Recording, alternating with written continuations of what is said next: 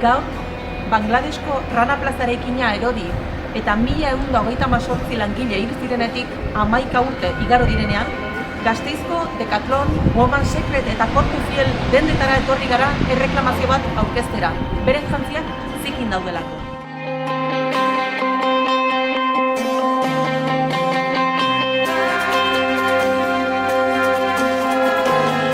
Hoy, 11 años después del derrumbe del edificio Rana Plaza en Bangladesh, donde murieron 1.138 trabajadoras, estamos en Decathlon, en Springfield, en Women's Secret y en Corte Fiel, en Vitoria-Gasteiz, porque estamos reclamando a estas marcas que aún no han firmado el Acuerdo Internacional de Seguridad en sus fábricas. Decathlonek eta Tendan taldeak Bangladesen ekoizten dute. Baina oraindik ez dute sinatu ehungintza eta jantzigintza industriaren osasunerako eta segurtasunerako nazioarteko akordioa.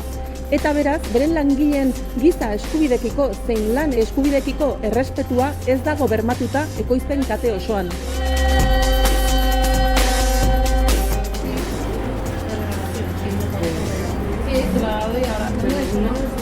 Esto hace que no se cumplan los derechos humanos y laborales de las trabajadoras que cosen su ropa. Estamos hoy aquí para exigir a estas marcas que firmen de una vez el acuerdo. El Rana Plaza era un edificio de 8 plantas donde 5 fábricas producían ropa para numerosas marcas europeas y estadounidenses que año tras año generan ingentes beneficios. Egin bat erreklamazio oldearekin. Exigitu diezaiegun marka hauei nazioarteko akordioa sina dezatela behingoz. Únete a la ola de reclamaciones. Rana Plaza, nunca más! Rana Plaza errepika ez dadin. Decathlon, Tendan, Women's Secret, Springfield, Corte Fiel eta Pedro del Hierro sinatu ezazue nazioarteko akordioa.